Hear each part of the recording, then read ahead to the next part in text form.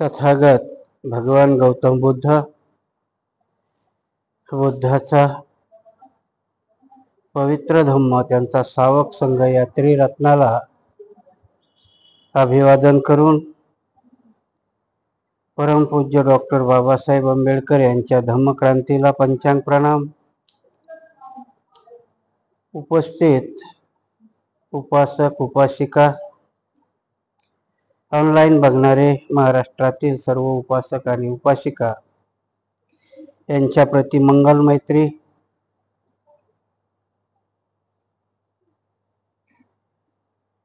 क्रांती आणि प्रतिक्रांती हा ग्रंथ वर्षावासामध्ये आपण वाचन आणि श्रवण करत आहोत। बाबासाहेबांनी प्रतिक्रांतीकरता घेतलेले 5 ब्राह्मण वाङ्मय, त्याच्यानुसार बौद्ध धर्माला काउंटर करण्याकरता म्हणजे क्रांतीला प्रतिक्रांती करण्याकरता बाबासाहेबांनी, काही झाला आवाज नाही येत,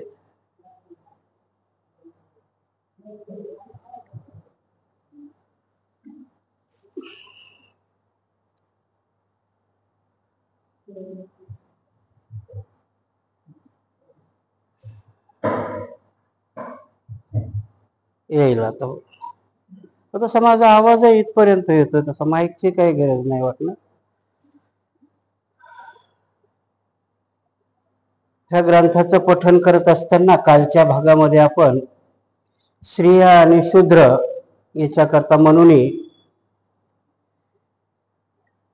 कसे कायदे केले आणि स्त्रीला आणि शूद्रांना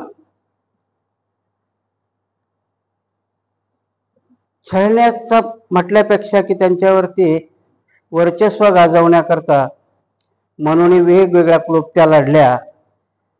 ह्या माणसावर नसताना ही बौद्धाच्या क्रांतीला प्रतिक्रांती होती, कारण बौद्ध काळामध्ये सर्व धर्मियांना व चातुर्वर्ण्य पद्धतीमध्येही समता होती। गुणानुसार चातुर्वर्ण्य पद्धत होती, त्याला जन्मानुसार आणण्याकरता म्हणून वेगवेगळे कायदे बनवले। आणि म्हणून कालच्या याच्यामध्ये आपण स्त्रिया आणि शूद्राकरता कसे कायदे बनवले, आजही त्याचा पुढील भाग आपण बघणार आहोत। पुढील भागामध्ये तो लिहितो की स्त्रीला घटस्फोट घेण्याचाही अधिकार नाही। एकदा स्त्री विवाहबद्ध झाली म्हणजे ती पतीपासून विभक्त होऊ शकत नाही। ही संपूर्ण कथा मनूच्या घटस्फोटित कायद्याच्या संदर्भात आहे असे समजून अनेक हिंदू इथेच थांबतात। विवाह हे एक पवित्र बंधन असल्याने घटस्फोटाला परवानगी नाही असे मानतात। अर्थात हा सत्याचा विपर्यास होय। घटस्फोटिताविरुद्ध मनूच्या कायद्याचा हेतू वेगळाच होता। पुरुषांना एकत्रित ठेवू शकत नाही। पुरुषाला मुक्त स्वातंत्र्य दिले आहे। पत्नीचा त्याग करण्यापासून म्हणून पुरुषांना रोखले नाही। पत्नीला केवळ सोडून देण्याचीच म्हणून परवानगी दिली असे नसून पत्नीची विक्री करण्याची परवानगी दिली आहे। परंतु स्त्री स्वतंत्र राहणार नाही यासाठी पती काय करतो म्हणे काय म्हणतो, पुन्हा पत्नीची विक्री करून किंवा घटस्फोट देऊन स्त्री पतीपासून मुक्त होऊ शकत नाही। मनूचा कायदा स्त्री करता एवढा कठोर आहे की स्त्रीची सुटकाच नाही केली त्यांनी। स्त्रीला पती आपला तिची विक्री करू शकतो। आणि याचं उदाहरण द्यायचं झालं तर द्रौपदीला युधिष्ठिराने जुगारामध्ये हरलेली आहे। बाबासाहेब लिहितात की म्हणून हे एवढे कठोर कायदे केले आणि त्याच्या पुष्ट्यार्थ हे धर्मग्रंथ दिले की स्त्री ही कधी स्वतंत्र होऊ नये। कारण स्त्रीवरती जेवढं बंधन का लादलं तर मागच्या वेळेस मी सांगितलं होतं की स्त्री हा केंद्रबिंदू आहे कुटुंबाचा। स्त्री कुटुंबामध्ये जेव्हा तिच्या हातामध्ये सत्ता होती तेव्हाही ती केंद्रस्थानी होती, पण तिच्या हातातली सत्ता हिसकावून घेतली आणि पुरुष सत्ताक झाला तरी परंतु कुटुंबावरती संस्कार करण्याचे म्हणून कितीही प्रयत्न केले तरी स्त्रीपासून तो हिसकावून घेऊ शकला नाही। आणि म्हणून स्त्रीला पारतंत्र्यात जेवढं काय टाकता येईल तेवढं त्यांनी टाकण्याचा प्रयत्न केला। म्हणून स्त्रीला पती बरोबर लग्न झालं तर त्या पुरुषाला तिला विकण्याचाही अधिकार देऊन टाकला। तो पती त्यांनी विकल्यानंतरही मात्र पतीची मालकी जात नाही, कारण पती तोच कायम राहतो. त्या दुसऱ्याकडे तिला पत्नीचा दर्जा भेटत नाही. ती त्याच्याकडे एक तर रखेल असते किंवा गुलाम असते. आणि म्हणून बाबासाहेब म्हणतात की गुलाम आणि स्त्री याच्यामध्ये त्यांनी कोणाला आणलं असेल तर शूद्राला. एका लाईनीमध्ये या तिघांना आणून ठेवलं त्यांनी, शूद्र, गुलाम आणि स्त्री. ह्या तिघांना एका लाईनीमध्ये तो मनु आणून ठेवतो आणि त्या पत्नीची विक्री करण्याची पण परवानगी तो पुरुषाला देऊन टाकतो. आणि याचं खूप मोठं उदाहरण म्हणून द्रौपदीचं देता येईल. रामायणामध्ये गर्भवती सीतेला तो जंगलात पाठवून देतो. तिची कुठलीही काळजी घ्यायला तो तयार नाही. एक नावी तिच्याविषयी शंका, ती पहिली तर लंकेमधून अग्निपरीक्षा देऊन आली, परंतु ती अयोध्यामध्ये आल्यानंतरही एक वारीक तिच्यावरती शंका व्यक्त करतो, कारण ती गर्भवती असते. आणि तो वारीक दाढी करता करता म्हणतो काय माहिती या रावणाचं असेल म्हणून. आणि ती वांदता राजापर्यंत जाते आणि तो राजा आपल्या गर्भवती पत्नीला तिला न सांगता लक्ष्मणाला सांगून वनात सोडून येतो. म्हणजे स्त्रीला कुठलाही अधिकार मनु द्यायला तयार नाहीये. कशामुळे? कारण स्त्री ही खरी विद्रोहाची जननी आहे. कारण कधी कधी पिक्चर मध्ये तुम्ही बघितलं असेल की नाही, की आई तिच्यावर झालेल्या अन्यायाकरता पोराला शिकून बदला घ्यायला सांगते. पिक्चर तर काढतात, पण स्त्रीला तसं वास्तव जीवनात अधिकार दिलेला नाहीये. आणि म्हणून हे कायदे स्त्रीला बनवले, स्त्रीला गुलामाच्या लाईनीत आणून ठेवलं. याचा अर्थ असा की पतीने विकलेली किंवा घटस्फोट दिलेली स्त्री ही दुसऱ्या पुरुषाची कायदेशीर पत्नी होऊ शकत नाही. ज्या पुरुषाने तिला खरेदी केलेली असते ती घटस्फोटानंतर स्वीकार केलेला असतो, परंतु मनुला त्याच्या कायद्याचा न्याय व अन्यायाची बाजूची चिंता वाटत नाही. बौद्ध धर्माच्या राजवटीत स्त्रीला मिळालेले स्वातंत्र्य हिसकावून घेतले पाहिजे असे त्याला वाटत असे. त्याच्या स्वातंत्र्याचा तिने गैरवापर केला. स्वच्छेने शूद्राशी तिने विवाह केला तर वर्णश्रेणीची पद्धत नामशेष होईल हे मनुला माहीत होते. तिच्या अधिकारामुळे मनु अस्वस्थ झाला, म्हणून ते थांबण्यासाठी त्याने स्वातंत्र्य मनु हिरावून घेतो. संपत्तीच्या संदर्भातही मनुने पत्नीला गुलामाच्या स्तरावर आणून ठेवले. नुसतं अधिकाराच्या क्षेत्रात नाही, पत्नीचा कायदेशीर हक्कच नाही तर तिला संपत्तीमध्येही मनु अधिकार द्यायला तयार नाही. बघा, इथं बसलेल्या सगळ्या बायांना बाबासाहेबाचे केवढे मोठे उपकार आहे. 1947 पर्यंत स्त्रीला संपत्तीत वाटा नव्हता. तिचं एकदा लग्न करून दिलं की त्यांची मन होती की डोली बापाच्या घरून उठेल आणि आरती नवऱ्याच्या घरून उठेल. तिच्या 2 कारणं सांगितली होती की ह्या 2च कारणाकरता स्त्रीने जगावं. म्हणजे दिल्या घरी ती पद्धत आजही कायम आहे. परवाला हगवणे नावाच्या एका पोरीचा मर्डर झाला, तुम्ही टीव्हीवर बघितलं असेल. ती मुलगी बार बापाला सांगत होती की मला त्रास होतोय, हुंड्याकरता मला त्रास देत आहेत. परंतु मनुस्मृती ती डोक्यात होती की दिल्या घरीच मुलींनी मेलं पाहिजे. बापही तेच सांगत होता की बेटा तू थोडस सहन कर, दुरुस्त होईल. दुरुस्त काही झालं नाही, त्या पोरीचा खून करण्यात आला. बाबासाहेबांनी एवढं स्वातंत्र्य देऊनही मनुस्मृती काही अजून लोकांच्या डोक्यातली गेली नाही. आणि म्हणून हा मनुचा कायदा बाबासाहेब सांगतात. महात्मा गांधी एकदा बाबासाहेबाला बोलले होते की तुम्ही घाई नका करू धर्मांतर करायची, कारण लोकांच्या मनामध्ये परिवर्तन घडेल. बाबासाहेब म्हणतात 5000 वर्षामध्ये परिवर्तन तुमच्यात घडलं नाही. मला काही तशी अजूनही उमेद वाटत नाही. कायद्याच्या कठोर कायदे करूनही जर माणसाच्या मनात परिवर्तन घडत नाही तर तुम्ही कुठल्या परिवर्तनाची वाट पाहतायत. आणि म्हणून बाबासाहेबांनी सांगितलं की मी 32 वर्ष अभ्यास केला, 32 वर्ष वाट पाहिली, पण आता मला नाही वाटत की हिंदू धर्मामध्ये सुधारणा होईल. आणि मग बाबासाहेब बौद्ध धर्माची दीक्षा घेतात. बौद्ध धर्माची दीक्षा घेतल्यामुळं, कारण आताही आपण बघा बौद्ध धर्माची बऱ्याचशा गोष्टी आपल्या लक्षात येत नसतील, परंतु धर्म माणसाला काय देतो तर धर्म माणसाला स्वाभिमान देतो. कारण बाबासाहेबाला माहित होतं की मी जर नुसतंच यांना बंडखोरी करायला सांगितलं तर बंडखोरीचा विस्तव विझायला वेळ लागणार नाही. कारण ही बंडखोरी करता करता यांच्या हातात मला धम्मई द्यावा लागेल, तेव्हा यांचा स्वाभिमान कायम राहील. आणि आज जर आपण बघितलं तर आजचा बौद्ध भले संपत्तीने जास्त झाला नसेल, पण मात्र तो त्याच्यावरचा अन्याय सहन करायला तयार नाही. तो लगेच रस्त्यावर येतो, मग ते चुकीचं का असे ना, पण तो रस्त्यावर येतो. आणि म्हणून बाबासाहेबांनी दिलेला हा धम्म, तुम्हाला शिकवलेली बंडखोरी, मनूच्या विरुद्ध करायला लावलेलं बंड, अजून मात्र हे बहुजनामध्ये गेलं नाही. आजही बहुजन कावड यात्रा घेऊन पळतोच आहे. आणि म्हणून ही केलेले कायदे, तर म्हणून पुढे काय सांगतोय, तर संपत्तीच्या संदर्भातही स्त्रीला अधिकार दिलेला नाही.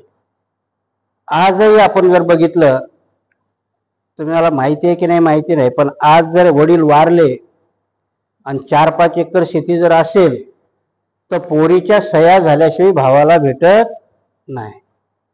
आणि आता त्याचा असा परिणाम झालाय की बहीण आणि भावामध्ये वितुष्ट व्हायला लागलं, कारण भाऊही आपला अधिकार सोडायला तयार नाहीत. आणि बहिणी, काही बहिणी म्हणतात की माझ्या भावानं माझी चोळी वांगडी केली, मला तेवढं पुरे आहे.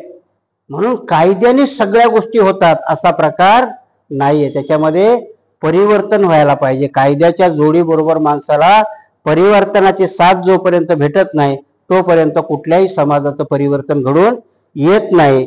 स्त्रीला तर म्हणून संपत्तीमधूनही वाटा नाकारला होता.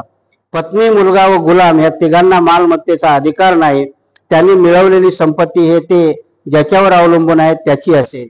जेव्हा स्त्री विधवा होते त्यावेळी तिचा मृत पतीची संपत्ती असेल तर त्यातून चरितार्थ चालवण्यास मनूची अनुमती आहे. अर्थात त्यासाठी पती हा त्याच्या कुटुंबापासून वेगळा राहत असला पाहिजे, परंतु कोणत्याही परिस्थितीत मालमत्तेवर तिचे वर्चस्व राहण्यास मनूची अनुमती नाही.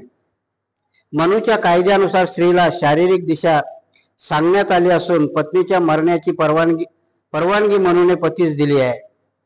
पत्नी, मुलगा, गुलाम, विद्यार्थी व धाकटा भाऊ याने काही चुकीचे वर्तन केले तर त्याला दोराने किंवा वेताने काठीने झोडपून काढावे. इतर बाबतीतही म्हणून स्त्रीला शूद्रा समान दर्जा दिला आहे. शूद्राप्रमाणे स्त्रियांनाही वेदाभ्यासास म्हणून मनाई केली आहे. म्हणून तिथपर्यंतच नाही जात, तर म्हणून स्त्रीला मारण्याचाही अधिकार देतो. म्हणून पहिले का स्त्रियांना मारल्या जायचं, पहिलं अधिकार वाटायचा पुरुषाला. आणि म्हणून कधी कोणी सोडवायला बी गेला तर नवरा काय म्हणायचा, माझ्या बायकोचा आणि माझा प्रश्न आहे, तुम्ही मधात येऊ नका. काय होतं त्या डोक्यातलं फॅड, की म्हणून बायकोला मारण्याचा अधिकारही पुरुषाला दिला होता. बाई चुकून त्यानं विरोधी मात्र दिला नाही. बायकोला नवऱ्याला मारण्याचा अधिकार दिला नाही. आता मारतात, तो भाग वेगळा आहे, कारण तो बाबासाहेबांनी दिला. बाबासाहेबांनी दोन्ही गोष्टी सरळ केल्या. दारू पिऊन नवरा आला तर बडवायला काही हरकत नाही. स्वातंत्र्य बाबासाहेबांनी तुम्हाला ते दिलं, म्हणून दिलं नव्हतं. नवरा कसाही असेल तर त्याला परमेश्वर बनवून ठेवलं होतं. बाबासाहेब म्हणतात परमेश्वर नावाची कुठली गोष्ट नाहीये. आणि म्हणून आजही आपण का म्हणतो, तुमच्या छोट्या छोट्या गोष्टी लक्षात येत असत. नवरा म्हणण्याची पद्धत बुद्धांनी वापरू नये. का? नवरा या शब्दाचाच अर्थ काय? मालक. मालक म्हटलं की विरुद्धार्थी काय येतं? गुलाम किंवा नोकरच येतं ना. म्हणून बौद्ध धर्मामध्ये आपण काय लिहितो? धारक आणि दारिक. याचा अर्थ काय? सहजीवन आहे, पार्टनर आहे, साथीदार आहोत. नवरा म्हटलं वर आणि वधू, याचाही अर्थ तोच आहे. वर म्हणजे पती, पती म्हणजे मालक म्हणतो ना आपण, लखोपती लाखाचा मालक, करोडपती करोडोचा मालक. तसा हा पती बायकोचा मालक. बाबासाहेबांनी ह्या व्याख्या आपल्याला बदलायला सांगितल्या, पण त्याचा अतिरेक नाही करायला सांगितला. कारण काही गोष्टीचा अतिरेक होतो, तो अतिरेक नाही करायला सांगितला. सहजीवनामध्ये बाबासाहेब म्हणतात की नवरा ही संकल्पना सोडायची, पण साथीदार किंवा सहचर ह्या संकल्पनेला बुद्धांनी मान्यता दिलेली आहे. बुद्ध एका ठिकाणी सांगतात की विशाखेलाच त्यांनी सांगितलेलं होतं. विशाखेला जेव्हा विशाखा नांदायला जाते तेव्हा तिचे वडील तिला ते 10 गुण सांगतात की तुझ्या दिल्या घरी कसं नांदायचं. आता त्यावेळेचा तो प्रसंग आणि आताचा प्रसंग हा वेगळा आहे. कारण त्यावेळेस त्यांनी उदाहरण देताना सांगितलं होतं की आपल्या घरातला विस्तव दुसऱ्याला देऊ नये, दुसऱ्याच्या घरातला विस्तव आपल्या घरात आणू नये. त्याला कारण किंवा त्याचा अर्थ खूप वेगळा होता. आजही आपण जाताना मुलीला काय सांगते आई, घाबरायचं काही कारण नाही, जास्त शहाणपणा केला की 2 थोबाडीत देऊन परत यायचं. हा अतिरेक झाला. कारण आपल्याला त्या पद्धतीने समजावता आला पाहिजे की जरी मालक नाही पण हा तुझा साथीदार आहे. जर त्या दुःखात असेल तर त्याच्या दुःखाच्या वेळेस तू उभं राहिलं पाहिजे. कारण साथीदाराला, जोडीदाराला प्रत्येक गोष्टी जसं सुखात साथीदार होऊ शकतात तसं दुःखातही आपण साथीदार झालं पाहिजे. ही शिकवण बाबासाहेबांनी दिली. मनू ही शिकवण देत नाही. मनू स्त्रीला संपत्तीतूनही हद्दपार करतो. बाबासाहेब स्त्रीला बापाच्या संपत्तीमध्ये बराबरीचा हिस्सा देतात आणि त्याच्याकरता बाबासाहेब निस्ताच देत नाही, ते कोड बिल पास होत नाही म्हणून बाबासाहेब कायदे मंत्री पदाचा राजीनामाही देतात. म्हणजे हा आधुनिक मनू स्त्रियाकरता एवढ्या खंबीरपणाने उभा राहतो, तो मनू स्त्रीला सती जायला भाग पाडतो. शूद्राप्रमाणे स्त्रियांनाही वेदाभ्यास म्हणून मनाई केली आहे. स्त्रियासाठी संस्कार विधी आवश्यक असले तरी ते विधी करताना वेद मंत्राचा उच्चार करता येणार नाही. वेद मंत्राचाच काय, पण शूद्राला आणि स्त्रीला मनोनी शिक्षणाची परवानगी दिलेली नाही. त्यांनी शिक्षणच घेऊ नये. त्याच्या पाठीमागचा मनूचा अर्थ काय होता, प्रतिक्रांती आपण समजून घेतो. बुद्धाच्या काळामध्ये खेमा झाली, विशाखा झाली, ह्या स्त्रिया अरहंत झाल्या होत्या. अरहंत होणं म्हणजे काय होतं की बुद्धाचं टीचिंग असल्याशिवाय, शिक्षण घेतल्याशिवाय अरहंत होता येत होतं का? नाही. कारण बुद्धाची गोष्ट, अरहंत होणं म्हणजे काय, अरहंत होणं म्हणजे आपल्या ज्या काही वाईट प्रवृत्ती आहे त्या आपल्यातून घालवणं. आजही आपण काय म्हणतो, शिकला सवरलेला माणूस आहे हो, चुकीचं काम करणार नाही. याचा अर्थच तो आहे ना, शिक्षण घेणारा माणूस वाईट कृती करणार नाही. त्यावेळेस त्या स्त्रीला शिक्षणाचा पूर्ण अधिकार बौद्धाच्या काळामध्ये दिला होता आणि बौद्धाच्या काळामध्ये शिक्षणाचा अधिकार दिल्यामुळे समान होते सगळे. कुणीही कनिष्ठ नव्हता आणि कुणीही वरिष्ठ नव्हता. आणि म्हणून मनूला स्त्रीवरती का बंधन घालावं लागलं, कारण बुद्धाने स्त्रीला दिलेलं स्वातंत्र्य समते करता आलं होतं, म्हणून तेच हेरलं होतं. पहिला जर स्त्रीलाच पारतंत्र्यात टाकलं तर मग मात्र मला वर्ण व्यवस्था व्यवस्थित चालवता येईल. आणि म्हणून त्यांनी पहिलं स्त्रीला गुलाम केलं, स्त्रीला संपत्तीपासून. कारण कुठल्याही गोष्टी बघा, आजही माणूस कधी निर्भीड होतो, कधी न घाबरतो की जर तो त्याच्या पायावर उभा असेल तर. आजही मुलगी नोकरी करायला लागली म्हणून स्वतंत्र झाली ना, 2 पैसे कमवते, नोकरीवर जाते आणि म्हणून ती ठणकावून नवऱ्याला सांगू शकते आणि बापालाही सांगू शकते की तुम्ही जरी मला नाही घरी येऊ दिलं तरी मी माझी राहू शकते.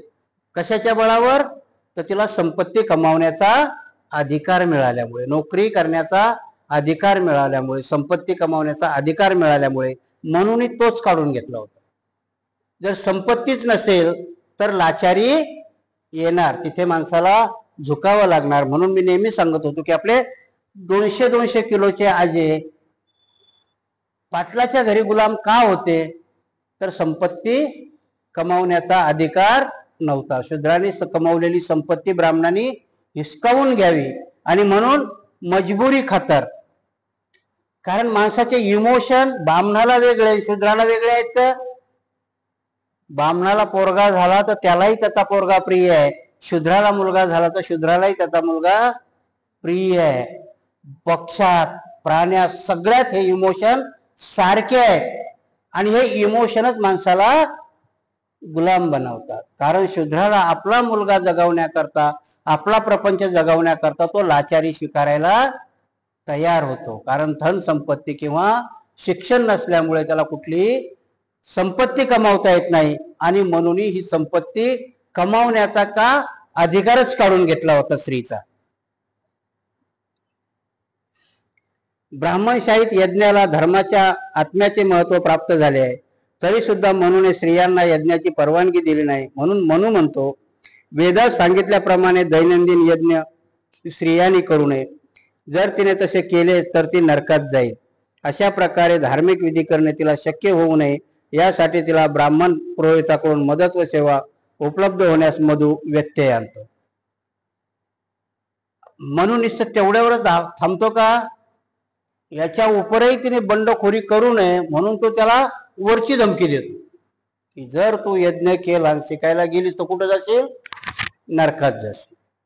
माणसाच्या डोक्यावर, कारण आपल्या सगळ्या पिढ्या बरबाद स्वर्ग आणि नरक ह्याच कारणाकरता झाल्या. कारण अज्ञानी असल्यामुळं, परलोकाचं अट्रॅक्शन असल्यामुळं, आणि बुद्धांनी ती संकल्पनाच नाकारली. बुद्धांनी सद्गती आणि दुर्गती सांगितली. बुद्धांनी स्वर्ग आणि नरक नाकारला. बुद्धांनी काय सांगितलं? जसं कराल तसं भराल. तुम्ही जर वाईट कृत्य केलं तर वाईट कर्मफळ तुमच्या नशिबी येईल. स्वर्ग बिर्गवर काही नाही. निर्वाण म्हणजे धर्तीवरतीच निर्माण केलेला स्वर्ग आहे. कारण भगवान बुद्ध काय सांगतात की निर्वाण सुखासारखं कुठलंही सुख नाहीये, म्हणजे स्वर्ग आहे आणि तोही जिवंतपणे तुम्हाला मिळवता येतो. म्हणून भीती कुठली घातली? वरच्या स्वर्गाची. जर स्त्रीनी शिक्षणाचा हट्ट धरला, नाहीच ऐकली, तर त्या शेवटची धमकी देतो की तो नरकात जाशील म्हणून.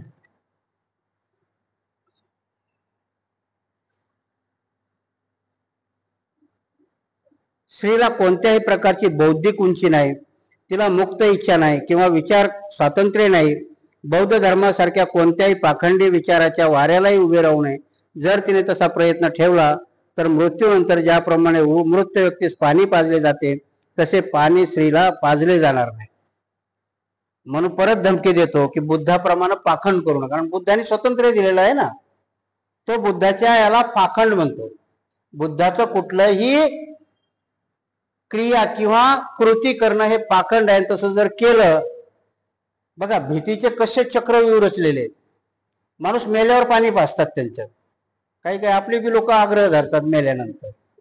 आता जिवंतपणी पाणी नाही द्यायचं, चहा नाही द्यायचा, भाकरी नाही द्यायची, आणि मेल्यानंतर मात्र ते सोन्याचा मणी तोंडात ठेवायचा आणि वर येऊन पाणी टाकायचं. किती किती कृती वाईट आहे. तो म्हणून त्या बाईला ती धमकी देतो की तू जर बंडखोरी केली तर मेल्यानंतर तुला पाणी पाजणार नाही. आता मेल्यानंतर कोण बघतंय पाणी पाजलंय का तसंच फेकून दिलंय. परत ते सोन्याचा मणी तोंडात ठेवल्यावर जो कोणी जाळतो तो नेहमी बघत असतो की, कारण त्याला सापडतं ते सोनं.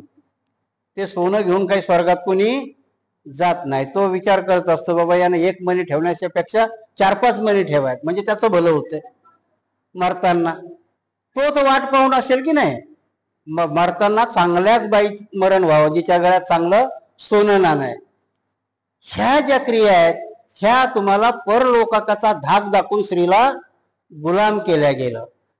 तसंच शूद्रालाही की तू जर बंडखोरी केली तर तूही नरकात जाशील. तुला आणि नरकाचा मेनूही तयार ठेवला. तो कुठला तरी एक पिक्चर आला ना, याच्यात तळतो त्याच्यात तळतो ते करतो, सगळ्या काही गोष्टी हे केल्या. म्हणजे भीती नावाचा प्रकार म्हणून एवढा घातला आणि तोही अध्यात्मिक भीती घातली. ती एकदाच येते का?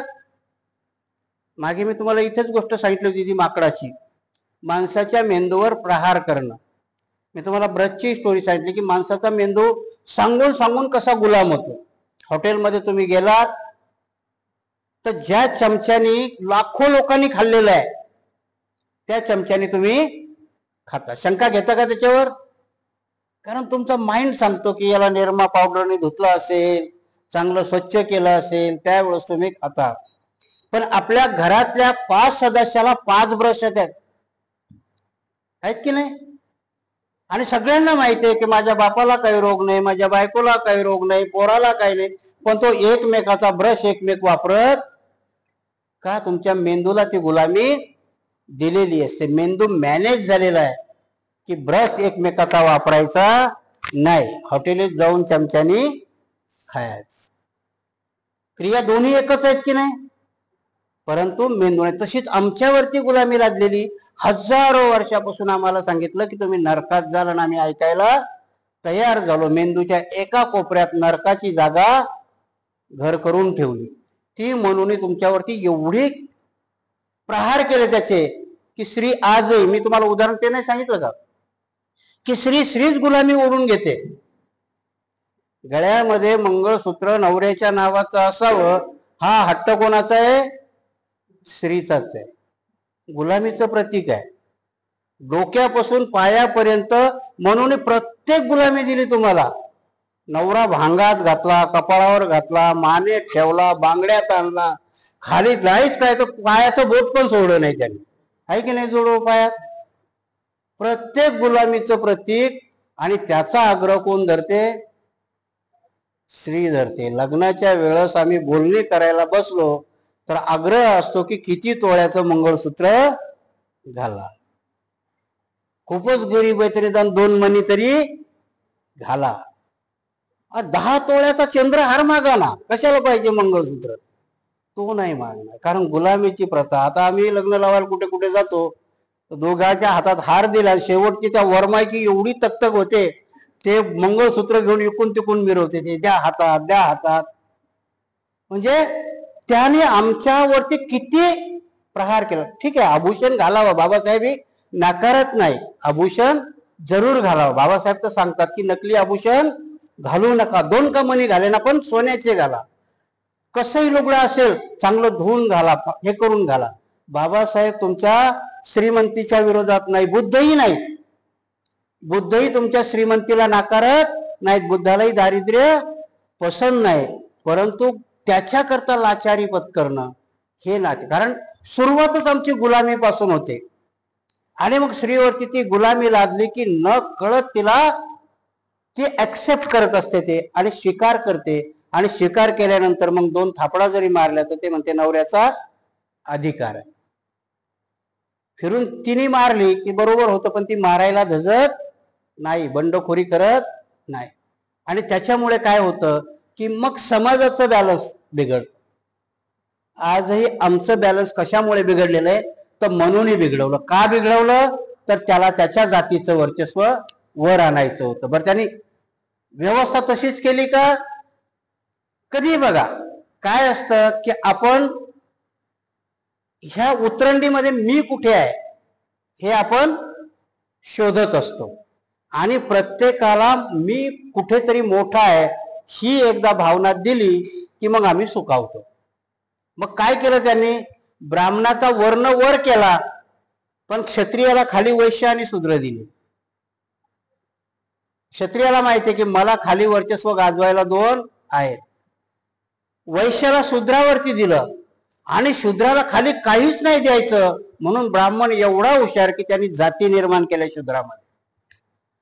शूद्रामध्ये जाती आहेत, ब्राह्मणात जाती नाहीत, क्षत्रियात पण जाती नाहीयेत. त्याच्यानंतरचा प्रकार त्यांनी केला तो जे आता आणतात की नाही 92 कुळी मराठा, 96 कुळी मराठा, कारण ते त्यांना क्षत्रिय मानायलाच तयार नाहीये. त्यांनी सांगितलं की क्षत्रिय संपलेत. आणि म्हणून आमच्यामध्ये या जाती दिल्या तर प्रत्येक जात स्वतःचा स्वाभिमान करून माझ्या खाली कोणीतरी आहे, आणि म्हणून हे टिकून आहे. एवढी हुशार पद्धती त्याने अंमलात आणि चातुर्वर्ण्याची की एकमेकाला विरोध करण्यापेक्षा आम्ही आमच्यातच विरोध करत राहिलो. तेवढ्यात नाही तर कुटुंबामध्येही त्यांनी आपल्याला खालीवर करून दिलं की पहिला मुलगा झाला की कारभारी त्यांनीच व्हावं. इथेही त्याने खालीवर पद्धत अंमलात आणून ठेवली. तेवढंच नाही तर कुटुंबातल्या स्त्री आणि पुरुषात म्हणजे जन्माला आलेल्या मुलीला आणि मुलाला आम्ही सुरुवात जन्मापासूनच त्याची करत असतो. मुलगा जन्माला आला तर पेढा वाटणं, मुलगी आली तर जिलेबी वाटणं, इथून सुरुवात आहे की नाही? एवढं कंजस्टेड करून ठेवलं की ह्या मनातल्या आमच्या गोष्टी लवकर जायला तयार नाही. आणि म्हणून त्यांनी कायदे तर केलेच, पण कायद्याबरोबरच त्यांनी अलौकिक धाक दाखवला की वर स्वर्गातही तुम्हाला जागा मिळणार नाही. स्त्रीला कोणत्याही प्रकारची बौद्धिक उंची, तिची मुक्त इच्छा नाही की विचार स्वातंत्र्य नाही. बौद्ध धर्मासारख्या कोणत्याही पाखंडी विचाराच्या मृत व्यक्तीस पाणी पाजले जाते तसे स्त्रीला पाणी पाजले जाणार नाही. आदर्श जीवन म्हणजे काय हे म्हणून स्त्रियांना सांगितले असेल ते त्याच्या शब्दात वाचणे अधिक सुलभ ठरेल. जोपर्यंत वडील भाऊ जिवंत आहे तोपर्यंत स्त्रीने त्यांच्या आज्ञेत राहिले पाहिजे. तसेच त्यांच्या मृत्यूनंतर त्यांच्या स्मृतीचा स्त्रीने अवमान करता कामा नये. पती कितीही दरिद्री असला तरी त्याच्याकडे कोणत्याही प्रकारची गुणवत्ता नसली तरी पत्नीने अढळ श्रद्धेने परमेश्वराप्रमाणे पतीची सेवा करावी. पती खेरीज स्त्रीने कोणत्याही प्रकारचा यज्ञ व्रत वैकल्य उपवास करता कामा नये. जर पत्नी पतीच्या आज्ञेत राहिली तर तिला त्या कारणामुळे स्वर्ग प्राप्ती होईल. परंतु आमिष बी देतो की जर पतीची सेवा, तो किती दरिद्री असो, कमजोर असो, नालायक असो, त्याला परमेश्वर मानून स्त्रीनी त्याची सेवा करावी. काय मिळेल त्याच्यामुळे? तर तिला स्वर्ग मिळेल. जर नाही केलं तर नरकात जाईल आणि केलं तर स्वर्गात जाईल. हे दोन्ही आमिष तिला तो देतो आणि त्याच्यामुळे मग काही दिवसांनी ते अंगवळणी पडतं. आणि म्हणून कधी आई सासू बनते आणि ती सुनेला तोच पद्धत सांगते. मुलीलाही ती बंडखोरी करायला सांगत नाही, पती परमेश्वर आहे असंच मुलीलाही सांगते. आणि म्हणून ह्या स्त्रीवरती लादलेली ही मनोनी गुलामी ही तिची स्वीकारली. बाबासाहेब याला खूप सुंदर उदाहरण देतात. कुठल्या ग्रंथात वाचलंय मला माहिती नाही. बाबासाहेब सांगतात की जेलामध्ये जो 8 वर्षाचा पोरगा होता तो जेलामध्ये ठेवला आणि अंधाऱ्या खोलीत ठेवला. 40 वर्षानंतर त्याची सजा संपली, त्याला सोडून दिलं. पण जेव्हा तो प्रकाशात गेला तेव्हा त्याला त्रास व्हायला लागला, तो परत आला. मनुस्मृतीचंही तसंच झालं की बाबासाहेबांनी सुरुवातीला बघा आमच्या लोकांनी बायांनी विरोध केलेला आहे की आम्हाला घटस्फोट नको, आम्हाला संपत्तीत हिस्सा नको, आम्हाला ते दत्तक विधान नको. ह्या स्त्रिया त्यावेळेस नाकारत होत्या. कारण स्वातंत्र्य दिलं तरी माणसाला गुलामी का आवडते? कारण ती गुलामी अंगवळणी पडलेली असते.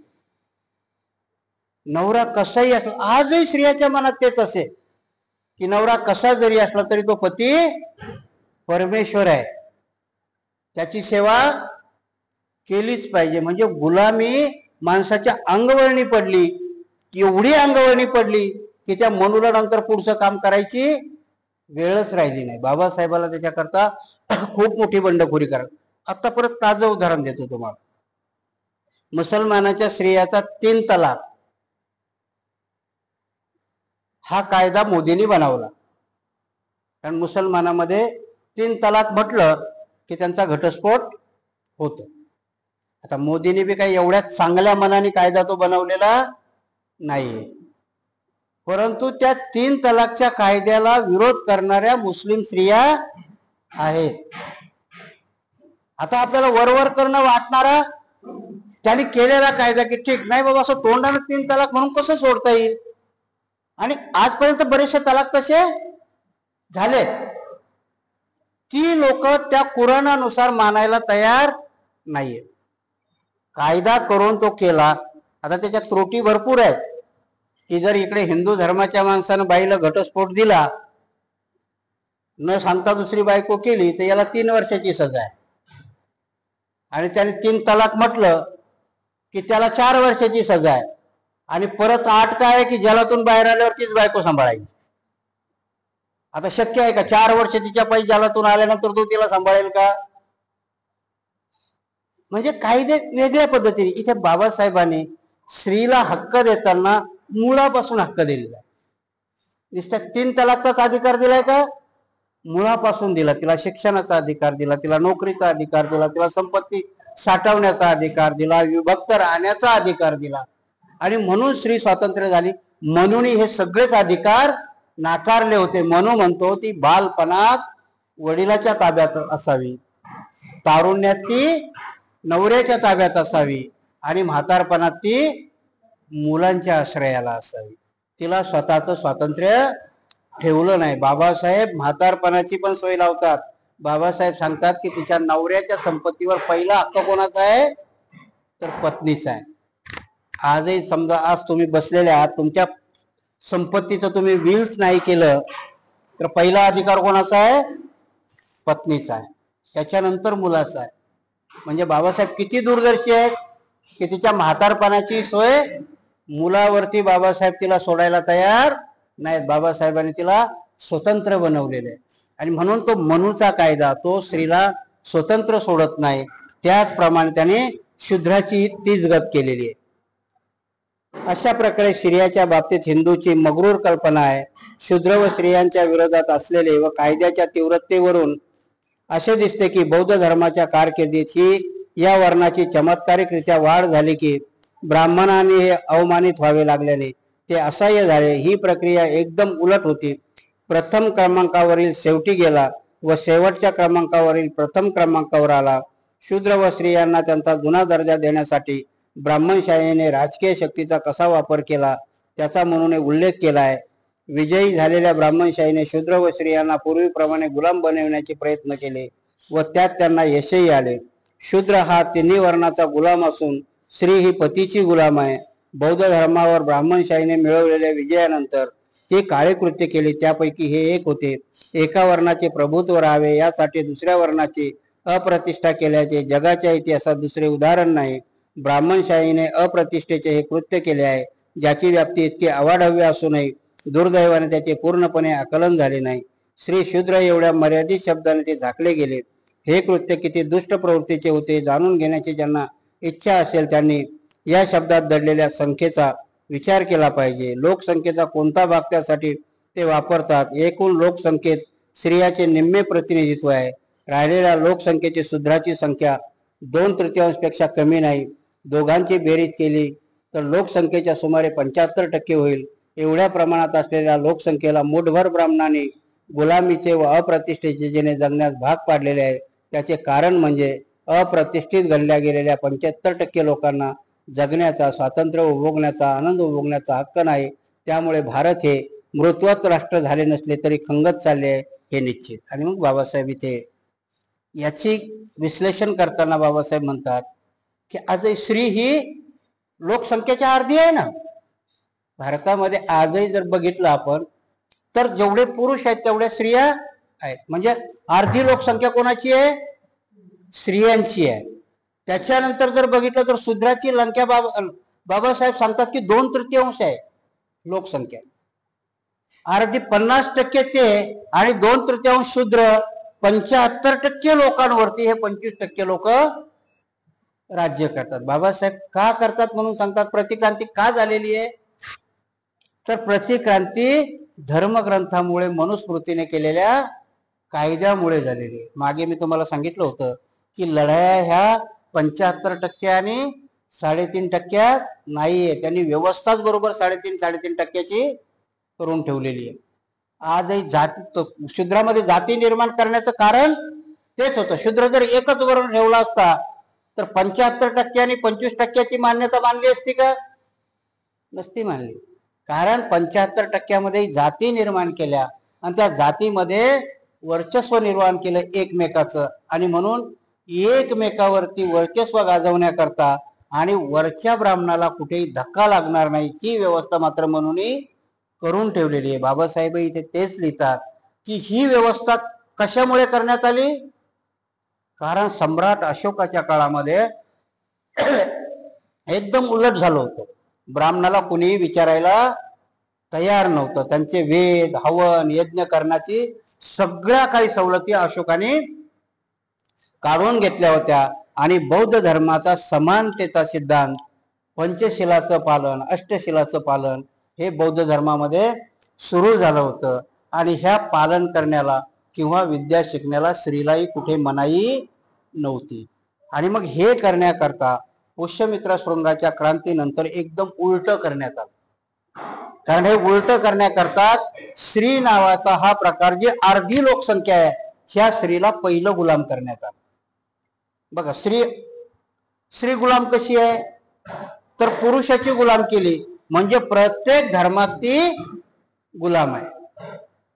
महारालाही काय वाटते बायकोला तू काय स्वातंत्र्य द्यायला तयार आहे का? इथपर्यंत भान करून ठेवली की पायातली वाहन पायात ठेवली पाहिजे. स्त्री करता हे तुच्छतेचे शब्द वापरलेले आहेत. ते बामणाने वापरले खालच्या जातीतल्या माणसाने तिच्याकरता वापरले.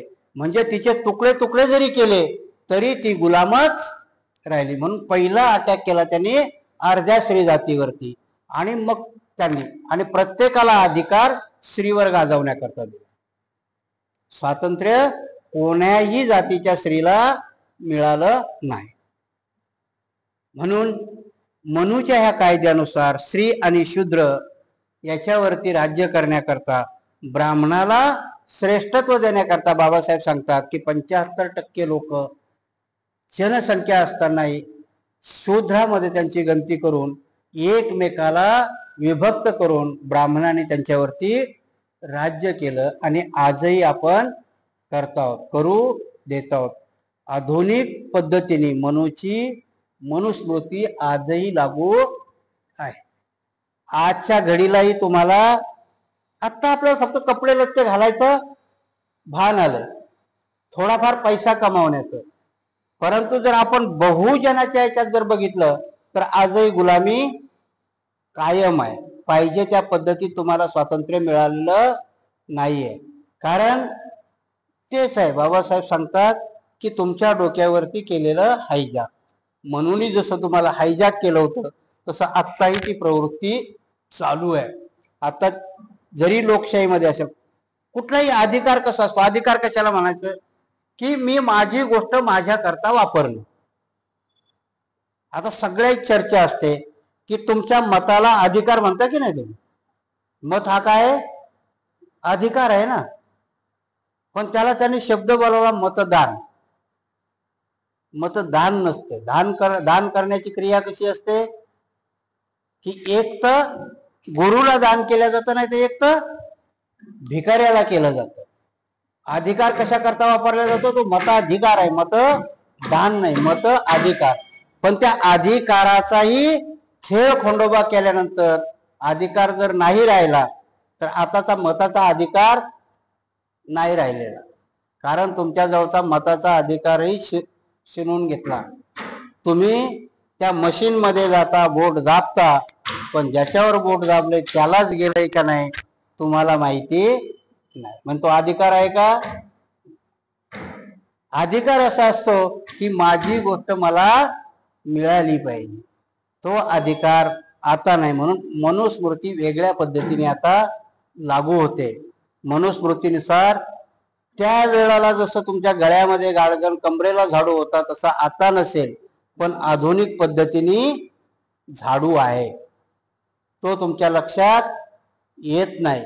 परंतु क्रांती आणि प्रतिक्रांतीमध्ये काय आहे की मनूनी तुमच्याकडून करून घेतलं, ते तुम्हाला धाक दाखवून मारून जोडून आता तुमच्याकडून करून घेतल्या जातं, गोड बोलून तुमच्या लक्षातही येत नाही.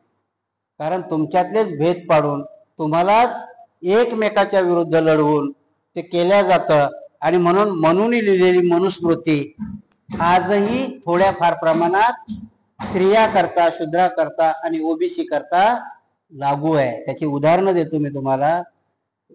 UPSC मध्ये पास झाला तर कलेक्टर होतो. मोदी साहेबांनी कायदा आणला, प्रायव्हेट सेक्टर मधूनही जॉईंट सेक्रेटरी भरता येतात. हे तुमच्या अधिकारावरच अतिक्रमण आहे.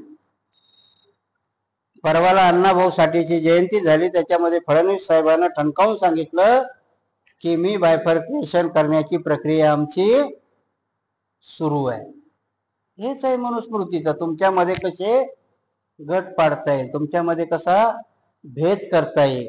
आणि क्रांती आणि प्रतिक्रांती बाबासाहेबाला लिहिण्याचं कारणही तेच आहे की आम्ही नुसतं तेच मनुस्मृतीच नाही पकडून बसायचं. मनुस्मृतीने आमचं काय काय हिसकावलं होतं. मनुस्मृतीने आमचं शिक्षण हिसकावलं होतं. मनुस्मृतीने आमचा संपत्तीचा अधिकार हिसकावला होता. मनुस्मृतीने आमचा स्वाभिमान हिसकावला होता. मग आता हिसकावल्या जातोय का. तो हो. मग त्यावेळेस बाबासाहेबांनी घटनेमध्ये अधिकार देऊन तुम्हाला मिळवून दिले होते. आता तुम्हाला काय करावं लागेल. त्याच्याकरता तर हे ग्रंथ आहे की क्रांती आणि प्रतिक्रांती आम्हाला कळाली पाहिजे. बाबासाहेब त्याच्याच करता सांगतात की म्हणून स्त्रियांना शिक्षणाचा अधिकार नाकारला होता. आताचा मनो आमच्या शाळा बंद करून आमचा शिक्षणाचा अधिकार नाकारतो. ह्या ग्रंथापासून आम्हाला तो धडा घ्यायचा आहे. मग बाबासाहेबांनी घटना, आता बाबासाहेब येणार आहेत का? मग काय केलं पाहिजे आम्हाला? इथे आम्हाला कळायला पाहिजे की जर त्यांनी शाळा बंद केल्या तर दुसरा पर्याय असतो. एक तर आम्हाला शाळा सुरू करता आल्या पाहिजे, नाहीतर मग आम्हाला लोकशाहीतला आमचा अधिकार वापरता आला पाहिजे की बाबासाहेबांनी घटनेमध्ये लिहिलंय की शिक्षण हा आमचा अधिकार आहे. आणि बाबासाहेबांनी घटनेमध्ये लिहिलं आहे की प्रायमरी शिक्षण हे सक्तीचं असावं आणि मोफत असावं. याच्यावरती आजपर्यंत कुणी काम केलंय का? कुणी केलं नाही. जे घटनेत आहे की प्रायमरी शिक्षण हे कशाचं असावं? सक्तीचं असावं आणि मोफत असावं. आमच्या प्रायमरी शाळाच बंद होत आहे. म्हणून प्रातिक्रांती मनुस्मृती लिहायची गरज नाहीये, मनुस्मृती टाकायची गरज नाही. आता वेगळ्या पद्धतीने होतंय. आणि म्हणून ह्या ग्रंथाचे अर्थ आम्हाला कळले पाहिजे की त्यांनी आम्हाला शिक्षण नाकारलं होतं, महात्मा फुलेंनी शिक्षण सुरू करून दिलं. तसंच आहे की प्रतिक्रांती जर येत असेल तर याचे अर्थ आम्हाला लावता आले पाहिजे. नुसतं तेच धरून नाही बघा. कारण भाषणात आम्ही तेच सांगतो, गळ्यात गाडगन कमरेला झाडू. आता नाही बांधणार तुमच्या गळ्यात गाडगं कोणी, कारण कुंभारच अस्तित्वात नाही गाडगे घडायला. आणि तेवढे गाडगे घडता येणार नाही ना, कुंभार नाहीच ठेवले. कुंभाराचं काम परत टाटा बिर्लाने घेतलं. ऍक्च्युअली भांड्याच्या कंपनीमध्ये कोणाची मोनोपोली असायला पाहिजे होती? कुंभाराची असायला पाहिजे ना. भांडे बनवण्याच्या कंपन्या सगळ्या कुंभाराच्या असायला पाहिजे होते, त्यांच्या जातीच्या नियमानुसार. आहेत का त्या कुंभाराच्या? नाही. ऑइल कंपन्या कोणाच्या असायला पाहिजे होत्या? तेलाच्या असायला पाहिजे होत्या ना. आहेत का? नाहीये.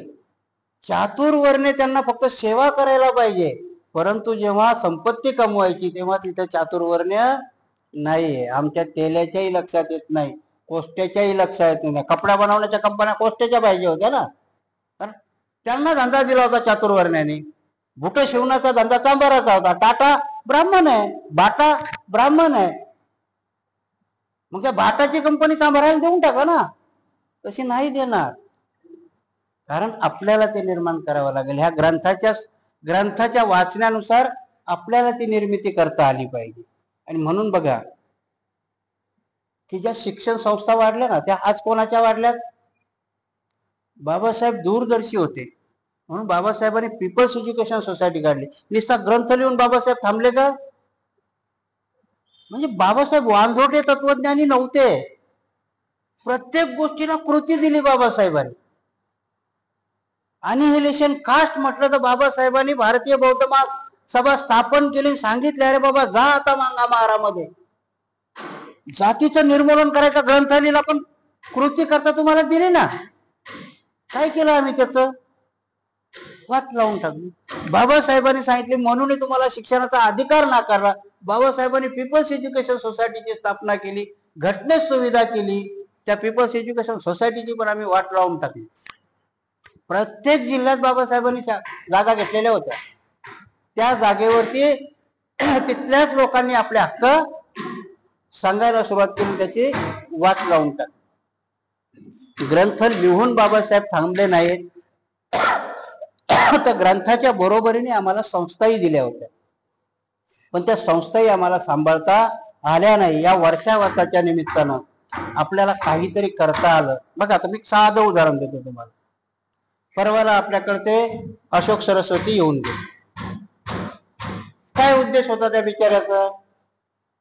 आपल्या विहारामध्ये त्यांनी संकल्प केला की विहाराची समन्वय झाला. एक भाषण झालं, संपलं. पुढे काही नाही होणार, त्याचा फॉलोअप नाही होणार. कार्य चांगलेच आहे, डोक्यात आमच्या कल्पनाही सुंदर आहेत, पण फॉलोअप नाही होणार. निदान ह्या वर्षावासाचा तरी एक कार्यक्रम व्हावा कुठे, प्रत्येक विहाराचा कुणीतरी पुढाकार घ्यावा की एकच वर्षावासाचा औरंगाबाद मध्ये एवढा मोठा कार्यक्रम व्हावा की सगळ्याची डोळे दिपली पाहिजे. बरे, बौद्धामध्ये हे बी होतंय का? आता काय होईल? इथे झालं, मागच्या वेळेस बघितलं आपण, 10 भंतेजीला निमंत्रण दिलं, एकही नाही आलं. 2 आले, 1-1, 2-2. काय अर्थ आहे त्या? ते जर झालं समजा, आता तुम्ही विचार करा की ह्या औरंगाबाद मध्ये 500 तरी विहार असतील माझ्या माहितीनुसार. कुठेतरी एका सेंट्रल ठिकाणी जर तुमच्या वर्षावासाचा अंतिम सोहळा झाला, किती नेत्रदीपक होईल? प्रत्येक विहाराचा खर्च व्हायचा तेवढा होतोच ना. तो जर नेत्रदीपक झाला, ही अवजार आहेत ना क्रांतीची. जी आमची झोपलेली लोक आहेत ती जागृत होत आहे. जी मोठमोठे ऑफिसर आहेत ते फक्त वरून बघतायत ना, हा ठीक आहे चाललंय का, आणि त्यांचा असा ग्रह असतं, हे 200 रुपये घ्या आणि काम करा. त्यांची जबाबदारी संपली. 200 रुपयात ते धम्म मोकळा होतो त्यांच्याकडे. नाही होणार तशाने. आता तुम्हाला नाही वाटत म्हणून मी तो निर्वाणीचा इशारा देतो. तुमची पोरं तुमचा फोटो घरातल्या याच्यावरती नाही लावणार बाबासाहेबाच्या शेजारी, कारण त्यांच्या सवलती गेलेल्या असतील. त्यांना कितीही शिकून जेव्हा नोकरी मिळणार नाही तेव्हा तो पोरग विचार करेल की बाबासाहेबांनी दिलेलं त्या माझ्या बापाने गमावलं. धम्म निस्ता तेवढ्या करताच नाही, क्रांती आणि प्रतिक्रांती तेवढ्याच करता नाही. इथे म्हणून कायदा आमचं शिक्षण नाकारलं होतं, आताही तेच सुरू आहे. आता बाबासाहेब येणार नाही, आता आम्हाला संघटित होऊनच करावं लागेल. बाबासाहेब जसा भारताला इशारा देतात की जर भारताचं स्वातंत्र्य आता गेलं तर ते कायमचं जाईल. बाबासाहेबांचे शब्द काय आहेत? ते कायमचं जाईल. तो इशारा आपल्यालाही होता. मी तुम्हाला हा धम्म दिला, त्याचं जर तुम्ही व्यवस्थित संगोपन नाही केलं तर तुमच्यावर येणारी गुलामी परत कायमची येईल. तिला घालवणारा कुणी येणार नाही. हे अर्थ आहेत ह्या ग्रंथांचे. याचे नुसते मनुस्मृतीच्या कुठल्या कलमाने काय म्हटलंय हे कशा करताय तर पुढे आमच्यावर ते येऊ नये. आणि म्हणून मन पडली की पुढच्याला ठेच मागच्यानी शहाणं व्हा. हे आमच्या याला लागलेली ठेच आहे ना. बाबासाहेबांनी आम्हाला शहाणं केलं, आता आम्ही पुढच्याला करायचं की नाही ते आम्ही ठरवलं पाहिजे.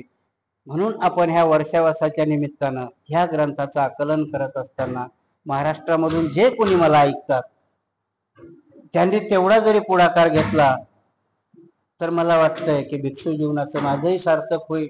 छोटं छोटं, कारण एकदाच काही मोठी गोष्ट होणार नाही, पण कुठे ना कुठे बघा विस्तार कुठे जरी छोटासा जरी कायम असला तर त्याच्यावर फुंकर घालून पेटवता येते. पण तो जर पूर्णच विझला तर मग मात्र काही होणार नाही.